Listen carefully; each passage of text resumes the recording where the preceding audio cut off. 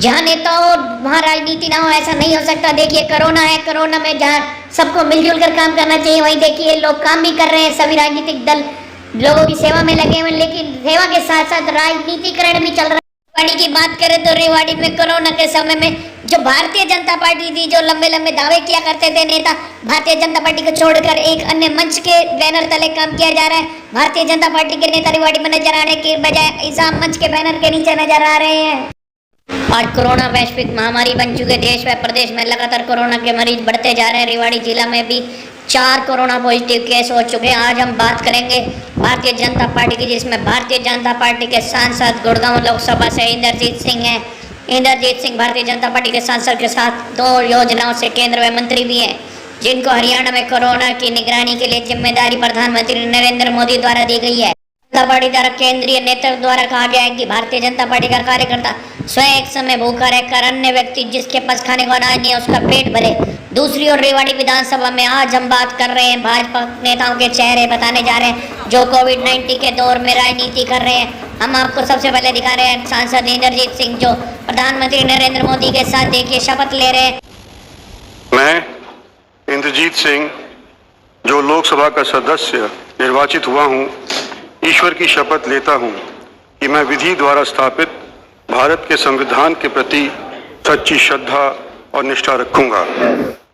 मैं भारत की प्रभुता और अखंडता अक्षुण्ण रखूंगा तथा जिस पद को मैं ग्रहण करने वाला। बात करें सुनील यादव की, जो सांसद इंद्रजीत सिंह के खास खास हैं, वैसे तो भारतीय जनता पार्टी में, लेकिन इनका इंद्रजीत सिंह के खास समर्थकों में गिनती होती है। भारतीय जनता पार्टी में इनको रेवाड़ी विधानसभा का उम्मीदवार बनाया गया था। मौजूदा विधायक रणजीत सिंह कापड़ी बस का टिकट काटकर सुनील यादव को टिकट दिया गया था।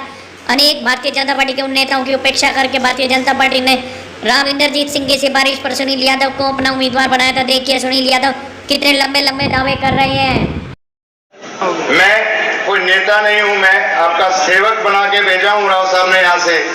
मुख्यमंत्री जी से मैं कहना चाहूंगा कि जो आप लोगों ने मुझे 5 साल का ये समय दिया कि जा और रेवाड़ी की सेवा कर, मैं विधायक बनने नहीं सेवक बनने आया हूं।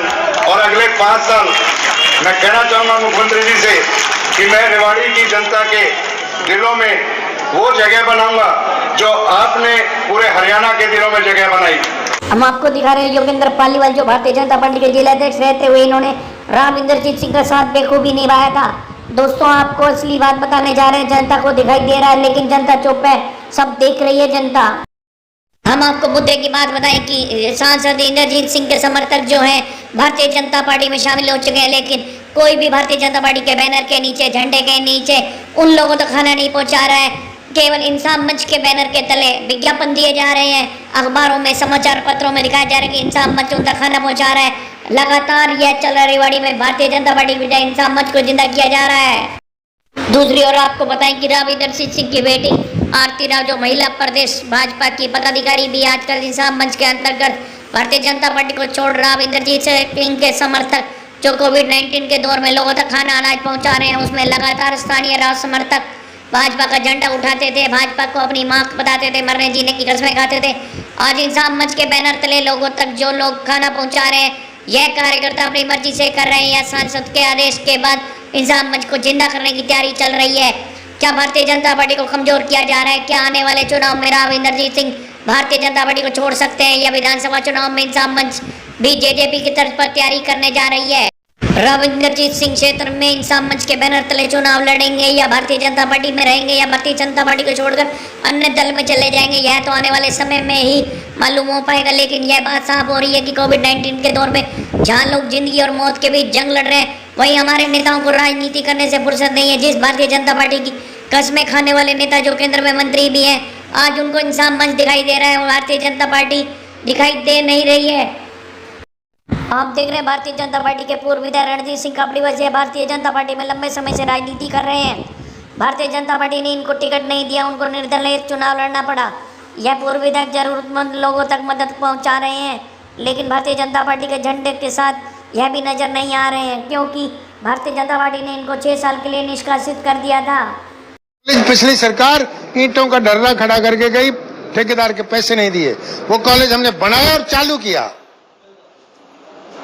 गर्ल्स कॉलेज में कोई फैसिलिटी नहीं थी, हमने हॉस्टल बना दिया, मल्टी स्टोरी हॉल बन रहा है। अब बेटियों की संख्या 36 हो गई है। सारी फैसिलिटी, सुरक्षा, एम्यूनिटी सब कुछ आप देख रहे हैं सतीश कोला भारतीय जनता पार्टी रेवाड़ी के जिले अध्यक्ष भी रह चुके हैं, लेकिन राव इंद्रजीत सिंह का इनका 36 का आंकड़ा है। यह पार्टी के लिए तो काम करते हैं, लेकिन राव इंद्रजीत सिंह की जनसभा में कभी नजर नहीं आए। उन्होंने लोकसभा में राव इंद्रजीत सिंह के लिए वोट मांगा, लेकिन पार्टी के मंच पर नहीं गए। राव इंद्रजीत सिंह के मंच पर चुनाव में भी कभी नजर नहीं आए। पार्टी का लगातार प्रचार करते रहे। इन्होंने जनसभाओं से दूरी बनाए रखी। यह सतीश यादव है, पूर्व जिला प्रमुख है। राव इंद्रजीत सिंह के आशीर्वाद से जिला प्रमुख बने थे, लेकिन उनको छोड़कर उन्होंने निर्दलीय चुनाव लड़ा। उसके बाद इनेलो में चुनाव लड़ा, उसके बाद जेजेपी में शामिल हो गए।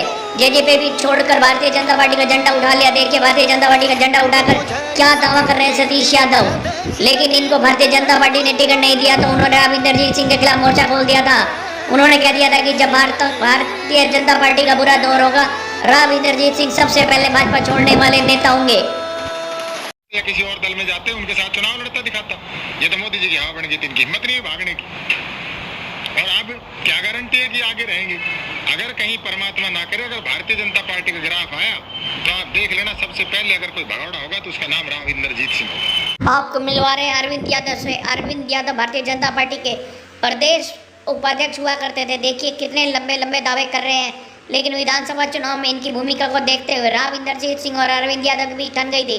उसके बाद भारतीय जनता पार्टी ने अरविंद यादव को उपाध्यक्ष पद से हटा दिया, जिसके लिए राव इंद्रजीत सिंह की भूमिका अहम मानी जा रही है, क्योंकि विधानसभा चुनाव में अरविंद यादव के कार्यालय में राव इंद्रजीत सिंह का जो अपमान हुआ वह जनता ने देखा था। उसके बाद राव इंद्रजीत सिंह ने कड़े शब्दों में कह दिया था कि अरविंद यादव समय आने पर आपको बता दिया जाएगा।